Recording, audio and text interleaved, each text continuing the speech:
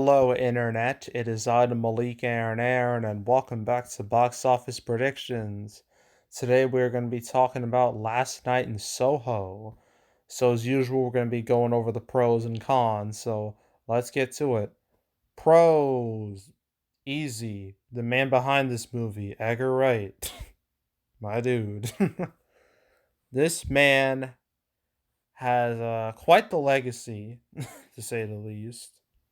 Now, although his movies aren't exactly, big blockbuster billion-dollar pictures, they are still beloved by quite a lot of people. These movies, including Shaun of the Dead, Hot Fuzz, Scott Pilgrim versus the World, World's End. All these movies, sure, their totals aren't great. I mean, Scott Pilgrim straight up bombed when it came out, but they have strong, strong, strong followings to the point where people still talk about Scott Pilgrim to this day, and it's been like over a decade, right? But the big movie I have yet to mention is Baby Driver, which was his first legitimate big success. And when Baby Driver came out, it came out in the summer of 2017. That summer was terrible. I mean, sure, we had hits, Wonder Woman and whatnot, but for the most part, it was a summer to forget. And Baby Driver came out at a time where it felt like people were getting just sick and tired of franchise movies. A lot of franchise films during that summer just tanked. From Pirates of the Caribbean, Alien, Mummy, Transformers, Cars, all just fell off. So Baby Driver came out at a good time.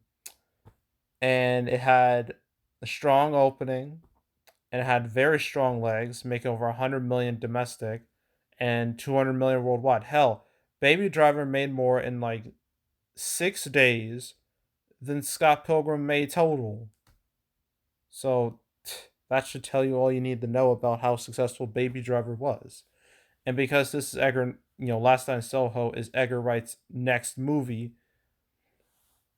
I think the success of Baby Driver, it definitely helped bring him a whole lot more fans. No doubt about that. Exposed a lot more people to his work.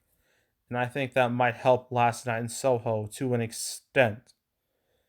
So, pro number one, Edgar Wright.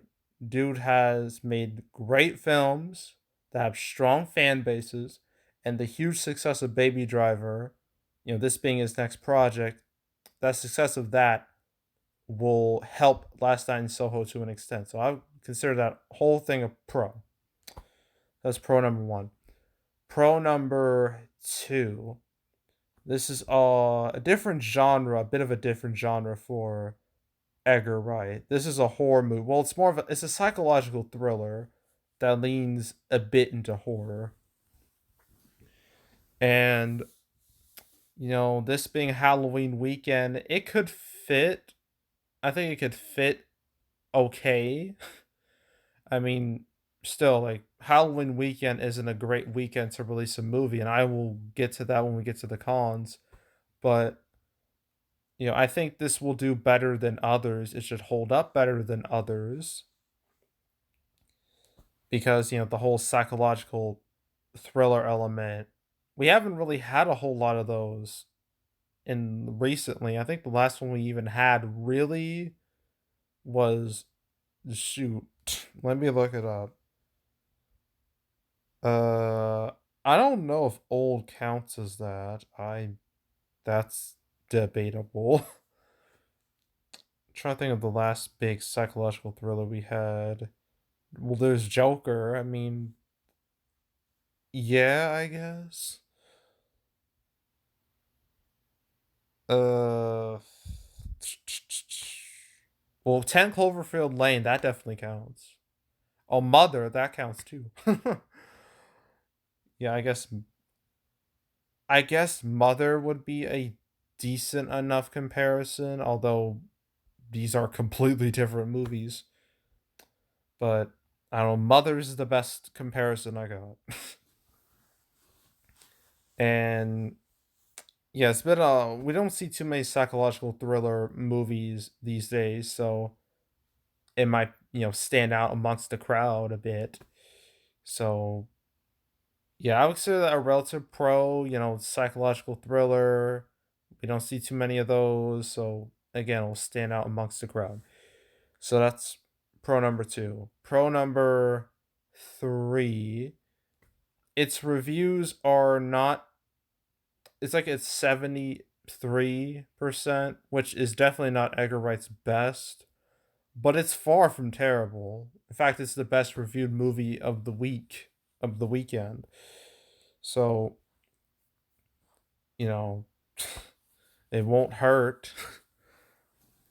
So yeah, I think the good reviews will probably convince some people to watch it or at least give it a chance. Although this being, the way this movie's being set up from the trailers, I don't know if the audience response is going to be that great.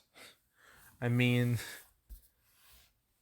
it could be like another Mother situation or like a, I don't know, Malignant situation where audiences could be turned off by the material. Again, I don't know. Actually, I'm gonna check it right now. I'm doing this off screen because it probably had like Thursday previews, so maybe I'll get some feedback.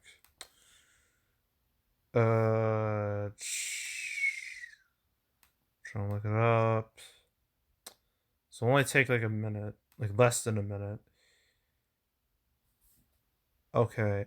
Oh wow. Well, never mind. I was wrong. Apparently, the audience score is like a 94%. So I guess we don't have to worry about divided opinion. So might as well just scrap that whole statement.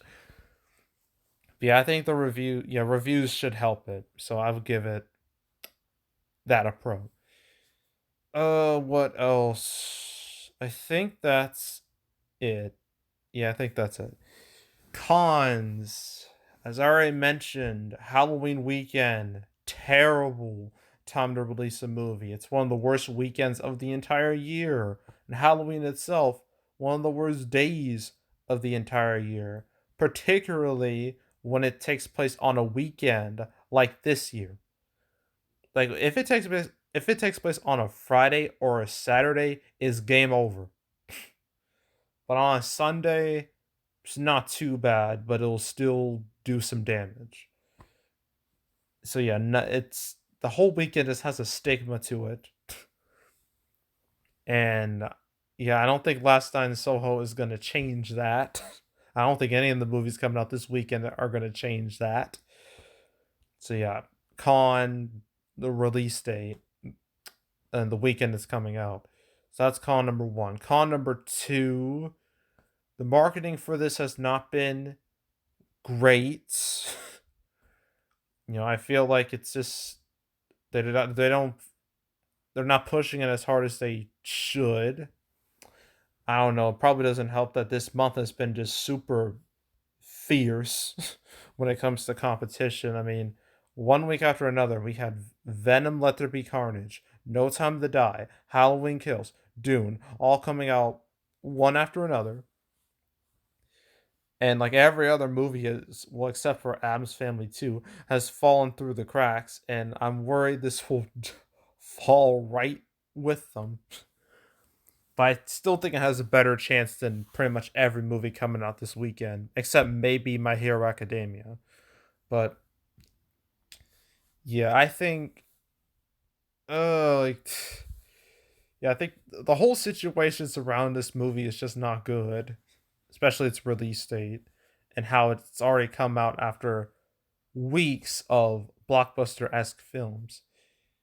Yeah, it's just not great. And not to mention next week we have a blockbuster esque film in Eternals, so yeah, this movie's kind of screwed when you think about it, which is unfortunate.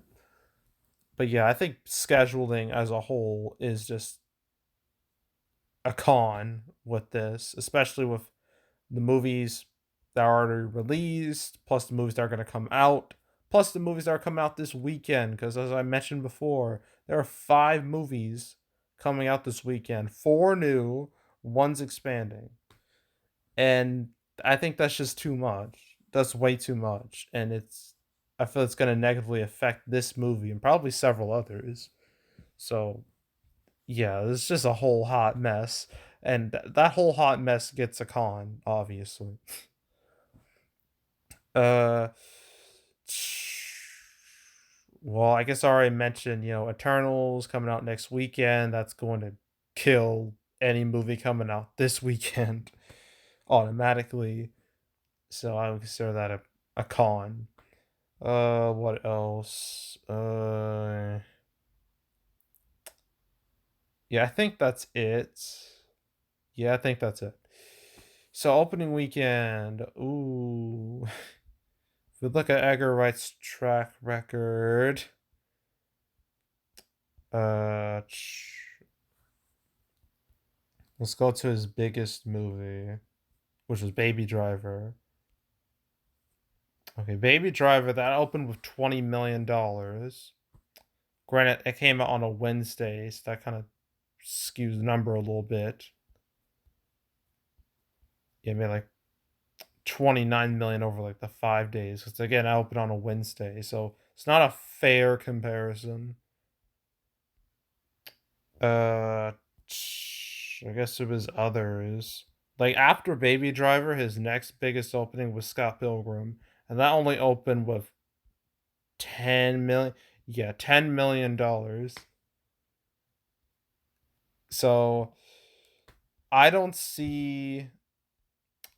I definitely don't see Last Night in Soho making Baby Driver money, and I don't know if it'll even make Scott Pilgrim money. I think at best, let's go back to it. Best, uh, I don't know. Maybe World's End money, maybe Hot Fuzz money. I guess I don't. How much?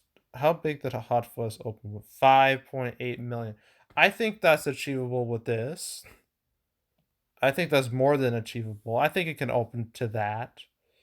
Oh, I didn't even mention the cast. I mean, it's not that important. No one here is. I mean, they're recognizable, but I wouldn't call them draws. Like Anna Taylor Joy, she's been in quite a few movies. You know, the past few years. I mean, she's made a name for herself, but I mean, we can just look at her real quick. Sure, she was in Split and Glass, but she was not the draw of those movies. I can just tell you that.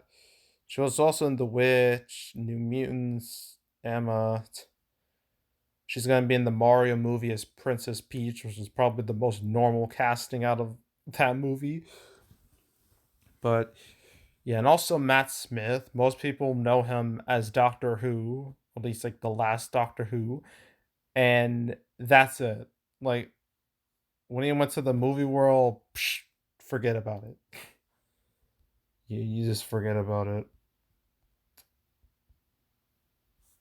Yeah, it's just bad. Like ugh, Terminator Genesis. I don't want to be reminded of that movie. But yeah, the cast won't really help this movie, even if they are recognizable. Anyway, I think opening weekend, I think it will open with like $5 million, maybe more. I'm gonna have a range, $5 to $7 million. I would be surprised if it did higher than that. I'd be, pleasantly surprised, but because I don't want to goof on myself, I don't want to goof with my predictions. I'm going to say 5 to 7 million opening weekend, and then 15 to 20 million total, somewhere in that range, and then that'll be it. So that's Last Night in Soho. Okay, and that's two down, three to go. Why? So I still have A Mouthful of Air, My Hero Academia, and French Dispatch to talk about. So look forward to those videos. But yeah, anywho, yeah, that's it. That's all. Make sure to subscribe, like this video, leave a comment, turn on notifications, share the whole drill. Want to check out more videos like this? Got a playlist on the homepage with all previous prediction videos I made this year. I don't even know what to compare Last Night in Soho to. I guess it's kind of psychological horror. So again, any horror movie I've covered this year you can watch. There's also the canceled series where I go over all the movies that were supposed to come out but didn't. I covered Last Night in Soho back in June or July, along with Down Abbey 2. I remember that. I forgot what episode number it was. I think it was in the 60s, which is hilarious because this movie, Last Night in Soho, takes place in the 60s, or at least a large part of the movie takes place in the 60s. So, yeah, I didn't even realize that. Or maybe it was the 70s. I don't even remember. That was such a long time ago. No, it was 71. Darn. That would have been such a good joke. But you want to watch that, you can go right ahead. There's also box office recaps where I go over all the box office results for any particular month. October recap come out first week of November, right before the Eternals. Want to watch any of my past recaps? You can go right ahead. And yeah, that's it. That's all. I am out. Goodbye.